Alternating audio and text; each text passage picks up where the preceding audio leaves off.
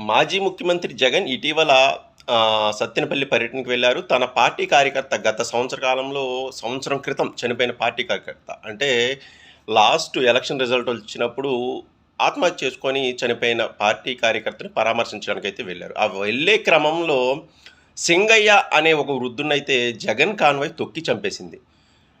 ఈ వీడియోలు, దీనికి సంబంధించిన పూర్తి వీడియోలైతే ఇప్పుడు బయటకొస్తున్నాయి. సోషల్ మీడియాలో తెగ ట్రోలింగ్ అవుతున్నాయి. అంటే ఒక కార్యకర్తను పరామర్శించడానికి వెళుతూ తన కారుతో ఇంకో వృద్ధుడి ప్రాణాన్ని తీశారు జగన్ గారు.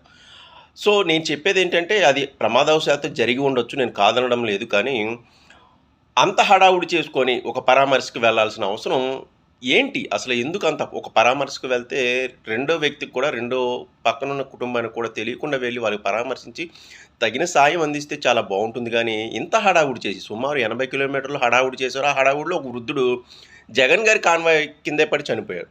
సో, ఆ కాన్వాయ్ కింద పడి చనిపోయిన వ్యక్తిని అంటే సింగయ్య అనే ఒక 60, 65 ఏళ్ల వృద్ధుడు చనిపోతే కనీసం పట్టించుకొని కూడా పట్టించుకోలేదు. ఆ పైన జగన్ గారు దండం పెడుతూనే కిందకి వెళ్ళిపోయారు. అంటే ఒక పరామర్శకు వెళ్ళినప్పుడు ఇంకో ప్రాణాన్ని తీసుకున్నారనమాట. సో, ఇదేం పద్ధతో అర్థం కాదు. మళ్ళీ రేపు సింగయ్య కుటుంబం దగ్గరికెళ్ళొచ్చు. మళ్ళీ దాన్ని కూడా కాంట్రోవర్సీ చేయడమో, లేకపోతే ఇంకోటి చేయడమో వైసీపీ వాళ్ళు చేసి ఉండొచ్చు. చేస్తారు కూడా. సో, కాబట్టి అంటే వాళ్ళే పరామర్శలకు వెళ్తారు. వాళ్ళే మనుషుల్ని చంపేస్తారు. మళ్ళీ చంపేసిన వాళ్ళు పరామర్శలకు వెళ్తారు. ఇదేం రాజకీయమో, ఇదేం తీరో అర్థం కాని పరిస్థితి. సో, ఒక పరామర్శకు వెళ్ళినప్పుడు చాలా జాగ్రత్తలు తీసుకోవాలి. ఒకళ్ళకి సహాయం చేయాలనుకున్నప్పుడు ఇంకా జాగ్రత్తలు తీసుకోవాలి. సో, దానివల్ల ఎలాంటి ప్రమాదాలు జరుగుతున్నాయి, మన వల్ల సామాన్యులు ఎంత సఫర్ అవుతున్నారు, ఎక్కడ ఇబ్బందులు జరుగుతున్నాయి, అవన్నీ తెలుసుకోవాల్సిన అవసరం అయితే ఖచ్చితంగా ఒక రాజకీయ నాయకుడికి ఒక బాధ్యతగా గుర్తించాలి.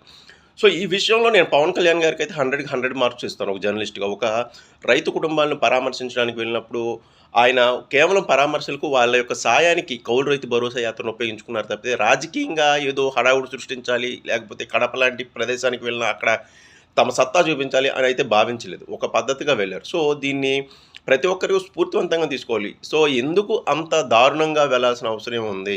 ఒక ముసలాయన తన కాన్వాయ్ కింద నలిగిపోతున్నా అంత పట్టించుకోకుండా వెళ్ళాల్సిన అవసరం ఏముంది? అక్కడే మానవత్వం ఏముంది? ఒక పరామర్శకు వెళ్తున్నారు. మానవత్వమే కదా! సో, కింద కాన్వాయ్ కింద నలిగిపోతున్న ముసలాయన్నే పట్టించుకోలేదు. మరి అటెళ్తే ఇంకేముంటదనేది చాలా గుర్తుంచుకోవాల్సిన అంశం. ఇది చాలా తీవ్రమైన అంశం అనైతే నేను పరిగణిస్తున్నాను. సో, ఎప్పటికప్పుడు అప్డేట్స్ గురించి ఛానెల్‌ని సబ్స్క్రైబ్ చేయండి. వీడియోని లైక్ చేసి మమ్మల్ని ప్రోత్సహించండి. Thank you.